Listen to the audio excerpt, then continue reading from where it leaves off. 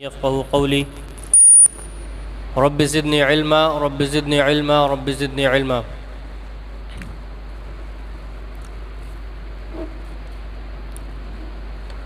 آج انشاءاللہ 22ویں پارے کا خلاصہ رکھا جا رہا ہے۔ 22ویں پارے کے سٹارٹ میں اللہ تعالیٰ نے جو مومن عورتیں ہیں ان کے بارے میں بیان کیا کہ فلا تخضعن بالقول، بھی تم کسی غیر مرد سے بات کرو تو قول میں زیادہ نرمی مت لے کے آؤ، اس سے ہوگا کیا؟ فیطمع الذی فی قلبہ مرض، ممکن ہے کہ ان کے دل میں پھر کوئی مرض پیدا ہو جائے، اسے تمہاری آواز اٹریکٹ کر دے، تمہاری آواز پسند آ جائے اور اس کے دل میں کوئی برا خیال آ جائے۔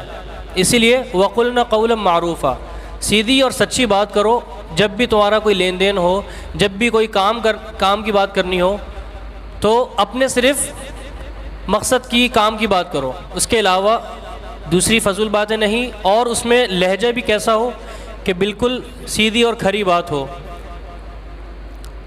اس کے بعد آگے بیان کیا وَاذْكُرْنَ مَا يُتْلَى فِي بُيُوتِكُنَّ مِنْ آيَاتِ اللَّهِ وَالْحِكْمَةِ۔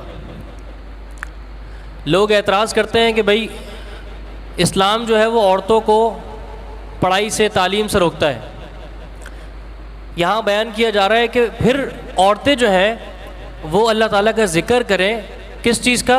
جو ان کے گھروں میں تلاوت کی جاتی ہے قرآن کریم سے، احادیث مبارکہ سے، یعنی علم حاصل کریں، اللہ تعالیٰ کا نازل کیا ہوا قرآن اس کو پڑھیں، اس کو سمجھیں، اس کا علم حاصل کریں، اس میں تفکر کریں، تدبر کریں، اس سے نصیحت حاصل کریں۔ تو اسلام تو آپ کو ابھار رہا ہے کہ آپ تعلیم حاصل کریں دین کی، اور دوسری تعلیمات بھی عورتیں حاصل کر سکتی ہیں لیکن جو شریعت نے حدود مقرر کر دی ہیں اس کے اندر رہتے ہوئے۔ اس کے بعد آگے اللہ تعالیٰ نے جو ایمان والے ہیں جن کو اللہ تعالیٰ جنت میں داخل فرمائے گا ان کی کچھ صفات بیان کی۔ تو آئیے ہم دیکھتے ہیں کہ کیا وہ صفات ہمارے اندر بھی پائی جاتی ہیں۔ سب سے پہلی صفت ان المسلمین والمسلمات، مسلمان لوگ، مسلمان مرد اور مسلمان عورتیں، یعنی مسلمان کا معنی یہ ہوتا ہے کہ اپنے آپ کو اللہ تعالیٰ کی غلامی میں لے آنا، اللہ تعالیٰ کی اطاعت کرنے والا۔ اس کے بعد والمؤمنین والمؤمنات، جو مومنین ہیں، ایمان والے ہیں، یعنی اللہ تعالیٰ پہ، اللہ تعالیٰ کے رسول پہ، اسی طرح اللہ تعالیٰ کے فرشتوں پہ، کتابوں پہ، آخرت پہ، ان تمام چیزوں پہ ایمان لانے والے مرد اور عورتیں۔ پھر والقانتین والقانتات، فرما بردار مرد اور فرما بردار عورتیں۔ والصادقین والصادقات، یعنی سچ بولنے والے مرد اور سچ بولنے والی عورتیں۔ والصابرین والصابرات، صبر کرنے والے، مشکلات پہ صبر، جتنی بھی آزمائشیں آ رہی ہیں ان پہ صبر کرنے والے مرد، صبر کرنے والی عورتیں۔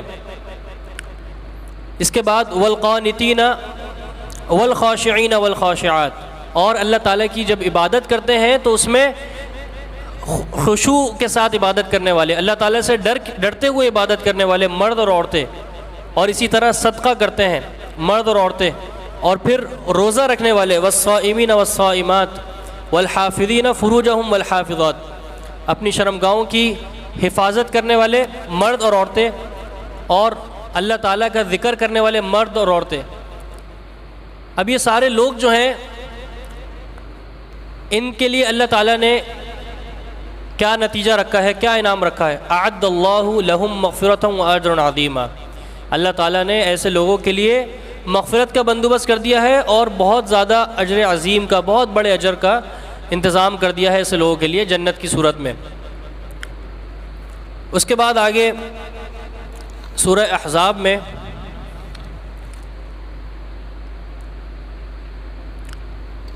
دعوت کا ایک ادب بتایا گیا کہ جب آپ کو کوئی شخص دعوت پہ بلائے، چاہے وہ ولیمے کی دعوت ہو، چاہے کوئی بھی ایسی دعوت ہو، عید کی دعوت ہو، ابھی عید پہ بہت دعوتیں ہم نے جانا ہے دعوتوں میں، تو اس کا ایک ادب بتایا جا رہا ہے وَلَكِنْ إِذَا دُعِيتُمْ فَادْخُلُوا فَإِذَا طُعِمْتُمْ فَانْتَشِرُوا وَلَا مُسْتَأْنِسِينَ لِحَدِيثٍ، کہ جب آپ صلی اللہ علیہ وسلم کھانے پہ بلاتے، اب لوگ کھانے پہ آتے تو وہاں کھانا کھا لیا، اس کے بعد بیٹھ کے اپنی باتوں میں گپ شپ میں لگ گئے، تو اس سے آپ صلی اللہ علیہ وسلم کو بہت تکلیف پہنچتی تھی کہ بھئی دوسرے لوگوں نے بھی آنا ہے، انہوں نے بھی کھانا ہے، ہم نے سارا انتظام سنبھالنا ہے، تو انتظامیہ اس چیز سے ڈسٹرب ہوتی ہے۔ تو اس چیز کا ادب بتایا گیا کہ فَادْخُلُوا فَإِذَا طَعِمْتُمْ، کہ جب تم داخل ہو جاؤ اور کھانا کھا لو تو اس کے بعد پھر چلے جاؤ. یعنی تم نے دعوت قبول کر لی، دعوت کھا لی، اس کے بعد دعوت دینے والے کو برکت کی دعا دو، اللہ تعالیٰ اس کے مال میں رزق میں برکت دے، اور پھر اس کے بعد اپنے گھر چلے جاؤ. کیوں؟ وجہ کیا ہے؟ اِنَّ ذَلِكُمْ كَانَ يُؤْذِي النَّبِيَّ فَيَسْتَحْيِي مِنْكُمْ، کیونکہ یہ چیز اللہ تعالیٰ کے نبی کو تکلیف پہنچاتی ہے. اب وہ تو حیا کرتے ہوئے انہوں نے کچھ نہیں بولا، لیکن اللہ تعالیٰ نے مومنین کو یہ حکم دے دیا. اس میں ہمارے لیے بھی یہی ایک پیغام ہے، ہمارے لیے بھی یہی ایک سبق ہے کہ جب بھی کوئی دعوت پہ بلائے، اپنے گھر میں بلائے، شادی حال میں بلائے، کہیں بڑی جگہ پہ بلائے، ہم جائیں اچھے ادب سے اس سے ملیں، کھانا کھائیں، اور اس کے بعد جو ہے اس کو برکت کی دعا دیں. کون کون سی دعائیں آپ سب کو آتی ہیں؟ اللہم اطعم من اطعمنا واسق من سقانا، اے اللہ جس شخص نے ہمیں کھلایا پلایا تو اس کو بھی کھلا پلا. اللہم بارک لہم فیما رزقتہم، اے اللہ برکت دے اس کے مال میں جو تو نے عطا کیا. واغفر لہم ورحمہم، اور تو اس کی مغفرت فرما. کتنی پیاری پیاری دعائیں ہمیں سکھا دی ہیں اللہ تعالیٰ نے. تو یہ دعا دیں، اور پھر اس کے بعد ہمیں چاہیے کہ ہم اپنے گھروں کو چلے جائیں تاکہ انتظامیہ کو سکون اور راحت ملے، نہ کہ تکلیف. اس کے بعد آگے سورہ سبا ہے. یہاں پہ شکر کے حوالے سے ایک بات بیان کی کہ اعملوا آل داود شکرا، عمل کرو آل داؤد، یعنی داؤد علیہ السلام کی اولاد کو کہا جا رہا ہے کہ عمل کرو شکر کی صورت میں. پتہ ہی چلا کہ شکر جو ہے وہ صرف زبان سے ادا نہیں ہوتا، بلکہ شکر عمل سے بھی ادا ہوتا ہے. شکر صرف زبان سے ہم کہتے رہیں اور اللہ تعالیٰ کی نافرمانی کریں عمل میں، اپنے فعل میں، تو یہ شکر نہیں ہے. شکر کا اصل معنی یہی ہے کہ اللہ تعالیٰ کی نعمتوں کا اعتراف کرتے ہوئے اس کا صحیح استعمال کرنا. تو شکر دل سے کیا جاتا ہے، دل سے اعتراف ہوگا، اس کے بعد زبان سے انسان شکر کرے گا کہ ہاں یہ سب کچھ اللہ تعالیٰ کی طرف سے ہے، اور اس کے بعد پھر اس کا صحیح استعمال ہوگا کہ ہاں اب یہ اللہ تعالیٰ نے مجھے نعمت نوازی ہے تو پھر میں اس کا صحیح استعمال کروں. یہ مطالبہ ہے اصل شکر کا. اس کے بعد آگے اس صورت میں اللہ تعالیٰ نے فرمایا قُلْ مَا سَأَلْتُكُم مِّنْ أَجْرٍ فَهُوَ لَكُمْ. 12ویں پارے کے اندر بھی بہت سے انبیاء کا اللہ تعالیٰ نے تذکرہ فرمایا، اور وہاں بھی یہی بات بیان کی کہ جب انبیاء اپنی قوموں کو دعوت دیتے تھے اور ان کی قوم ان کو جھٹلاتی تھی تو ان کا یہی ایک جواب ہوتا تھا کہ قُلْ مَا سَأَلْتُكُم مِّنْ أَجْرٍ فَهُوَ لَكُمْ إِنْ أَجْرِيَ إِلَّا عَلَى اللَّهِ، کہ بھائی میں تم سے کوئی اجرت نہیں مانگ رہا، میں تم سے اس چیز کے کوئی پیسے نہیں مانگ رہا اگر تم اللہ کے دین کی عبادت کرو. ان اجریہ الا علی اللہ، میرا اجر، میرا بدلہ، میرا انعام تو اللہ تعالیٰ کے اوپر ہے، وہ مجھے اس کا اچھا بدلہ دے گا. تو یہ انبیاء کی دعوت ہوتی ہے، اور یہی آج کے جو دین کی دعوت دینے والے ہیں علماء ہیں ان کا بھی یہی پیغام ہوتا ہے. تو اس میں سامنے والوں کو، عوام کو چاہیے کہ وہ یہ نہ سمجھیں کہ وہ اگر ان کی بات مانیں گے تو وہ ان پہ کوئی احسان کریں گے، نہیں، بلکہ وہ تو اللہ تعالیٰ کی طرف دعوت دے رہے ہیں، وہ اللہ تعالیٰ کے دین کی طرف بلا رہے ہیں. تو ہمیں یہی سوچ کے اللہ تعالیٰ کے دین کی اتباع کرنی ہے کہ یہ تو صرف بلانے والے ہیں، اور ان کا شکریہ ادا کرنا چاہیے کہ انہوں نے آپ کو دعوت دی دین کی طرف. اس کے بعد آگے سورہ فاطر میں اللہ تعالیٰ نے فرشتوں کے حوالے سے ایک بنیادی بات بتائی کہ الحمدللہ فاطر السماوات والارض جاعل الملائکۃ رسلا اولی اجنحۃ مثنی وثلاث ورباع، کہ اللہ تعالیٰ نے زمین و آسمانوں کو پیدا کیا اور فرشتوں کو بھی وہی بنانے والا، وہی پیدا کرنے والا ہے. اور فرشتے کیسے؟ اولی اجنحۃ مثنی وثلاث ورباع، 2 پر والے، 3 پر والے، 4 پر والے. تو پتہ ہی چلا کہ کسی فرشتے کے 2 پر بھی ہو سکتے ہیں، 4 بھی، 3 بھی، اور اس سے زیادہ بھی ہو سکتے ہیں. یزید فی الخلق ما یشاء، اس سے زیادہ بھی جو ہے وہ فرشتوں کے پر ہیں. جیسا کہ حضرت جبرائیل علیہ السلام کے حوالے سے حدیث میں آتا ہے، آپ صلی اللہ علیہ وسلم نے فرمایا کہ میں نے حضرت جبرائیل علیہ السلام کو ان کی اصلی حالت میں دیکھا، ان کے 600 پر تھے. اللہ اکبر، ان کے 600 پر تھے، اور ان پروں میں پوری دنیا جو ہے وہ چھپی ہوئی تھی. اتنا بڑا اللہ اکبر اللہ تعالیٰ نے ایک فرشتے کو پیدا کیا ہے. تو اندازہ لگائیے کہ کتنے اللہ تبارک و تعالیٰ نے فرشتے پیدا کیے ہیں، لا تعداد. ان کو کوئی نہیں گن سکتا، ان کی تعداد صرف اللہ تعالیٰ جانتا ہے۔ اس کے بعد شیطان کے حوالے سے ایک ضابطہ بتایا کہ بہت سے لوگ شیطانی کام کرتے ہیں، شیطان کی بات مان لیتے ہیں، شیطان کے وسوسوں میں آ جاتے ہیں۔ تو ایک انسان کو، ایک ایمان والے شخص کو یہ نصیحت کی جا رہی ہے کہ ان الشیطان لکم عدو فاتخذوہ عدوا، شیطان تمہارا ابدی اور پکا دشمن ہے، تو بس تمہیں چاہیے کہ تم فاتخذوہ عدوا، تم اس کو دشمن بناؤ۔ وہ اللہ تعالیٰ کا دشمن ہے، اللہ کے دین کا دشمن ہے، اللہ تعالیٰ کے نبیوں کا دشمن ہے، تو پھر تم اس کو اپنا دوست کیوں بنانے پہ تلے ہوئے ہو؟ کیوں تم اس سے دوستیاں کرتے ہو اور اس کی بات مان لیتے ہو؟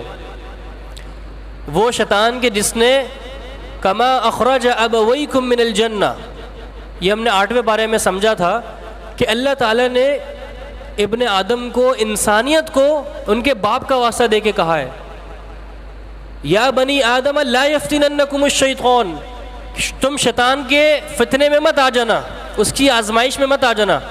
کما اخرج ابویکم من الجنہ، جیسا کہ اس شیطان نے تمہارے باپ کو بھی جنت سے نکلوا دیا تھا۔ جب ایک انسان کو کوئی بات سمجھائے نا، اس کے سمجھ نہیں آتی، لیکن جب باپ کا واسطہ دے کے گئے تو فوراً وہ ہل جاتا ہے، واہ یار کیا بات کی جا رہی ہے، میں ذرا غور سے کان کھول کے سنوں۔ تو یہاں پہ شیطان کے بارے میں کہا جا رہا ہے کہ اس کو تم اپنا دشمن بناؤ، اس سے ہرگز دوستی مت کرو۔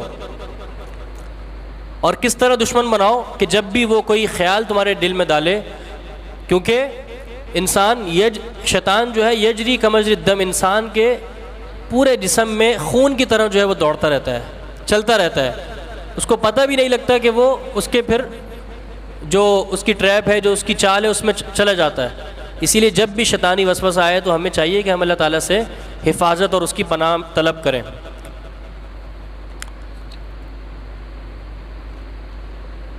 اس کے بعد آگے اسی پارے میں فرمایا انما یخشی اللہ من عبادہ العلماء، کہ اللہ تعالیٰ سے ڈرنے والے تو صرف علماء ہی ہیں، یعنی جو صاحب علم ہیں، جن کو اللہ تعالیٰ نے اس دین کا، اس قرآن و سنت کا علم نوازا ہے، تو وہی اللہ تعالیٰ سے ڈرنے والے ہیں۔ تو پتہ ہی چلا کہ اگر آج کوئی عالم، کوئی صاحب علم جسے اللہ تعالیٰ نے علم سے نوازا ہے، اگر وہ نہیں ڈر رہا اللہ تعالیٰ سے، اگر وہ اللہ تعالیٰ کی نافرمانی کر رہا ہے، تو پھر در حقیقت وہ عالم نہیں ہے، اس میں کچھ نہ کچھ مسئلہ ہے۔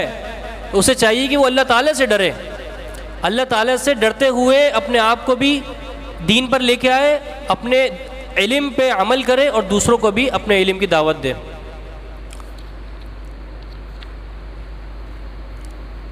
اس کے بعد اس پارے کے اختتام میں بیان کیا گیا کہ الذی احلنا دار المقامۃ من فضلی، کہ جب اللہ تعالیٰ جنتیوں کو دار المقامہ میں اتار دے گا، یعنی جنت میں اتار دے گا۔ اب یہاں جنت کو دار المقامہ کہا جا رہا ہے، یعنی رہنے کی جگہ، یعنی جہاں انسان اصل قیام کرے گا، اصل ٹھہرنے کی جگہ جنت ہی ہے۔ تو پتہ ہی چلا کہ زندگی بالکل عارضی ہے، کسی شخص کی 10 سال کی زندگی ہے، کسی کی 50 سال کی، کسی کی 65 سال کی، لیکن یہ زندگی عارضی ہے۔ اللہ تعالیٰ نے قرآن میں واضح کر دیا کہ اصل تمہارے رہنے کی جگہ، دار اقامت جو ہے وہ کیا ہے؟ دار المقام، وہ جنت ہے۔ اور پھر جو لوگ اس دنیا میں اللہ تعالیٰ کی اطاعت کریں گے وہی لوگ جنت میں جا سکیں گے، اور جو لوگ اللہ تعالیٰ کی اطاعت نہیں کریں گے، دین پہ عمل نہیں کریں گے، وہ جہنم میں چلے جائیں گے۔ اور جہنم میں ان کا اتنا برا حشر ہوگا کہ اس کی بس ایک بات میں یہاں بتاتا ہوں جو بیان کی جا رہی ہے، والذین کفروا لہم نار جہنم، جنہوں نے کفر کیا ان کے لیے جہنم کی آگ ہے، لا یقضى علیہم فیموتوا ولا یخفف عنہم من عذابها۔ اللہ اکبر، اتنی خطرناک، اتنی دردناک بات بتائی جا رہی ہے جہنمیوں کے حوالے سے کہ نہ تو ان کو موت دی جائے گی اور نہ ہی ان کا عذاب ہلکا کیا جائے گا، وہ تڑپتے رہیں گے اور موت مانگیں گے، یا مالک لیقضی علینا ربک، جو جہنم کا فرشتہ ہے اس سے بولتے رہیں گے ہمیں موت دے دے، ہمیں موت دے دے۔ دیکھیں درد کی کیفیت آپ سمجھ سکتے ہیں کہ کس قسم کا ان کو تکلیف ہو رہی ہوگی، کس قسم کا ان کو الم پہنچ رہا ہوگا کہ وہ اس سے نجات نہیں مانگ رہے بلکہ موت مانگ رہے ہیں، ہمیں موت آ جائے کسی طرح، ہمیں موت آ جائے کسی طرح۔ لیکن وہاں پہ نہ ان کو لا یموت فیہا ولا یحیا، ان کی زندگی ایسے ہوگی کہ نہ ان کو موت ملے گی نہ زندگی ملے گی، اسی میں وہ تڑپتے رہیں گے اور جلتے رہیں گے۔ کیوں؟ کیونکہ موت کو وہاں ذبح کر دیا جائے گا، قیامت کے دن موت کو لایا جائے گا ایک دمبے کی شکل میں، اور اللہ تعالیٰ حکم دے گا اور اس موت کو ذبح کر دیا جائے گا۔ اس کے بعد جو شخص جنت میں چلا گیا وہ وہاں ہمیشہ ہمیشہ رہے گا، اس کو کبھی موت نہیں آئے گی، اور جو شخص جہنم میں ڈال دیا گیا وہ پھر یعنی اللہ تعالیٰ جس کو چاہے گا اپنی رحمت سے نکال بھی دے گا، جو مسلمان جن کے گناہ ہوں گے، لیکن جو مشرکین ہیں، کفار ہیں، منافقین ہیں، وہ ہمیشہ ہمیشہ پھر جہنم میں رہیں گے۔ اللہ تعالیٰ سے دعا ہے کہ اللہ تعالیٰ ہمارا شمار جنتیوں میں فرما دے، اور جس طرح آج ہم اللہ تعالیٰ کا ذکر سننے کے لیے، اس کا قرآن سننے کے لیے یہاں اکٹھے ہیں، اسی طرح اللہ تعالیٰ ہمیں جنت میں جمع فرما دے۔ اور یہ جتنی نصیحتیں کی جاتی ہیں یہ بہت قیمتی نصیحتیں ہوتی ہیں، ایک ایک چیز بہت زیادہ اہمیت کی حامل ہے۔ جو آج ہم بیان کر رہے ہیں بالکل ایک انسان کو سمجھیں یہاں بیٹھے ہوئے نصیحت مل جاتی ہے اور اسے وہ عمل کر سکتا ہے۔ اگر یعنی یہ جو سارا بیان کیا جاتا ہے اس کی اہمیت پہ بس ایک بات بتا رہا ہوں اختتام پہ، کہ جو بھی باتیں بیان کی جاتی ہیں یقین جانیے کہ یہ سب کچھ ہمیں مفت میں مل رہی ہیں۔ ایک سامنے ایک بیان کرنے والا بیٹھا ہوا ہے اور وہ بیان کر رہا ہے اور آپ سن رہے ہیں، ورنہ ان نصیحتوں کے لیے، اس قرآن و حدیث کے لیے پچھلے دور میں کتنی زیادہ مشکلات اٹھائی جاتی تھیں ہم تصور نہیں کر سکتے۔ ایک تابعی ہیں وہ بیان کرتے ہیں جب انہوں نے حدیث بیان کر دی اس کے بعد کہتے ہیں کہ اعطیناک بغیر شیء، یہ جو دین کی تعلیم ہے، دین کا علم ہے، حدیث ہے، یہ ہم نے تمہیں بالکل فری میں دے دی ہے۔